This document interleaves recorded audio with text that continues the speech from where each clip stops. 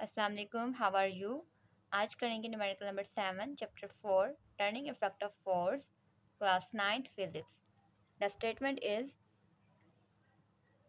a 5 Newton ball hanging from a rope is pulled to the right by a horizontal force F. The rope makes an angle of 60 degrees with the ceiling as shown in figure. Determine the magnitude of force F and the tension in the string. Data note किया है। Data में हमारे पास सिर्फ दो ही चीज़ें हैं। एक तो है हमारे पास वेट ऑफ द बॉल, ठीक है, ये बॉल है और इसका वेट है 5 न्यूटन। दूसरा है थीटा यानी कि एंगल जो सीलिंग के साथ वो बना रहा है। फॉर एग्जांपल ये अगर सीलिंग है तो इस धागे के साथ हमने उस बॉल को लटका दिया है, तो धागे में आ गई है टेंशन। टेंशन जो होती है it is a type of force जो हमें स्ट्रिंग्स के अंदर, थ्रेड्स के अंदर या रोप्स के अंदर मिलती है। फर्स्ट ऑफ ऑल तो मैंने क्या किया है कि यहाँ पे ब्लैक पेन के साथ ना एक वर्टिकल लाइन ड्रा की है, ताकि ये जो टेंशन है ना, ये जो पता नहीं चल रहा कि क्या वो वर्टिकल है या हॉरिजॉन्टल है। लाइक ना उसका वाई एक्सिस का पता है और ना ही कोई एक्स एक्सिस का पता है, तो उसको डिटरमाइन करने के लिए एक मैंने लाइन लगाई है।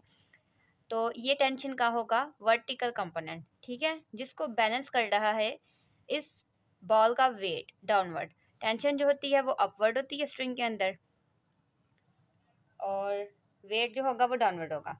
तो वेट और टेंशन आपस में इस तरीके से वर्टिकली बैलेंस हो रहे हैं, जिसके लिए मेरे पास फॉर्मूला है W equals T sine theta. ये फॉर्मूला देखने में नहीं आया लेकिन ये हम याद करते हैं या डिराइव करते हैं from the vertical component of force. मैंने वर्टिकल कंपोनेंट ऑफ फोर्स के फॉर्मूले से ही इसको रीन्यू किया है अपनी सिचुएशन के लिए। वर्टिकल कंपोनेंट ऑफ फोर्स का फॉर्मूला है F equals F sine theta. अब ये जो F है ना, that is the tension in the string, तो मैंने इसको T से रिप्लेस किया है। और जो Y कंपोनेंट है, Y कंपोनेंट वो उस टेंशन को बैलेंस कर रही है वेट, तो मैंने इसको वेट से सब्स्टिट्यूट कर लिया। और क्योंकि ये वर्टिकल्स हैं तो वर्टिकल के लिए जो एंगल जनरली यूज़ किया जाता है वो है साइन थीटा का। तो इस तरीके से मैंने अपना फार्मूला टी के लिए अरेंज किया। अब मैं इस फार्मूले को यूज़ करते हुए टी फाइंड कर लूँगी, क्योंकि मुझे डब्ल्यू भी गिवन है और थीटा भी गिवन है, ठीक है। तो वैल्यूज पुट कर लें। वेट की वैल्यू है 5, टी फाइंड करना है। Sine is a trigonometry term, theta में आप एंगल की वैल्यू पुट कर लें, ठीक है, 60 डिग्री। फिर हम क्या करेंगे, साइन 60 डिग्री जो है वो हमारे पास एक रेशियो होती है, वो पुट कर लें। So 5 equal T sine 60 degree is equal to √3/2। ये भी आ जाएगा, या अगर आप इसको डेसिमल वैल्यू में लेते हैं तो भी ठीक है, कोई मसला नहीं है। क्योंकि हमने टी फाइंड करना है तो इसको फर्स्ट ऑफ ऑल आप राइट हैंड साइड और लेफ्ट हैंड साइड को आपस में एक्सचेंज करवा लें। ये जो हमारा साइन 60 का आंसर था √3/2, they are multiplying with each other.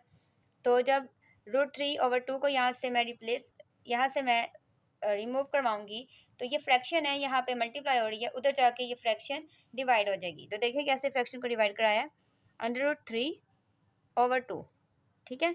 Bracket मैंने अपनी आसानी के लिए लगाई है कि अब ये मुझे अंडरस्टैंड करना इजी है कि डिवाइड में एक और डिवाइड है, तो वो जो उसका डिनोमिनेटर है ना, वो न्यूमिनेटर के साथ हो जाएगा मल्टीप्लाई।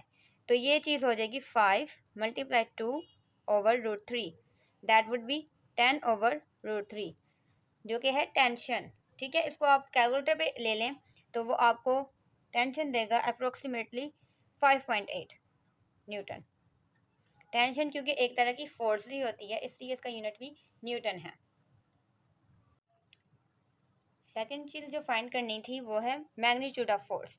तो उसके लिए ये जो फोर्स है ना, जो इसको खींचने में अप्लाई कर रहे हैं, उसका मैग्नीट्यूड फाइंड करना है।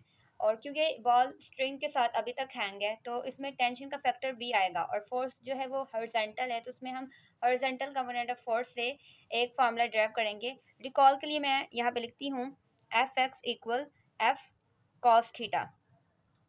मेरे पास जो F है वो टेंशन इन द स्ट्रिंग है, यहाँ पे मैं टेंशन का ही वर्टिकल कंपोनेंट लूँगी, तो इस तरीके से है। और जो Fx है वो सिंपली मेरे पास F बन जाती है। तो इस फॉर्मूले को मैं अब यूज़ करूँगी ताकि मुझे फोर्स का आंसर मिल जाए। तो तो फार्मूला लिखते हैं और डाटा नोट करते हैं।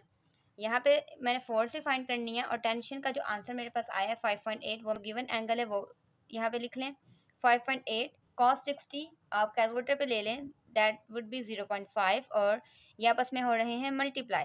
सिंबल नहीं लगा तो भी हम लगा सकते हैं, तो 5.8 को 0.5 से मल्टीप्लाई करवा लें तो आंसर आएगा 2.9 और न्यूटन। तो इस तरीके से मैग्नीट्यूड ऑफ फोर्स हमने फाइंड कर लिया।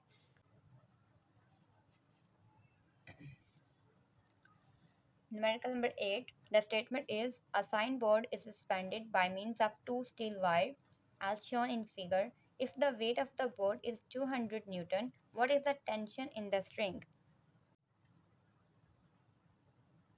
डाटा में हमें बताया गया है कि हमारे पास एक साइन बोर्ड है जिसका वेट है 200 न्यूटन और दो स्टील की वायर्स हैं जो 2 मीटर ईच के डिस्टेंस पे, यानी कि सेंटर से दाएं और बाएं 2 मीटर 2 मीटर की डिस्टेंस पर उनको लगाया गया है साइन बोर्ड के।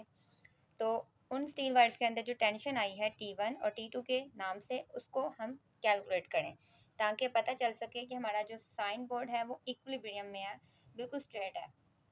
ऐसे जैसे हम रोड पे जाते हैं तो हमें साइन बोर्ड नज़र आते हैं तो वो बिल्कुल वर्टिकल होते हैं, ठीक है ना, तो उनको पीछे एक स्टील वायर्स के साथ अटैच किया गया होता है क्योंकि बहुत ज़्यादा वजनी होते हैं, तो उनको हैंग करने के लिए भी हैवी वायर्स चाहिए होती हैं। तो उन स्टील वायर्स के अंदर जो टेंशन क्रिएट होगी उन उसको हमने फाइंड करना है।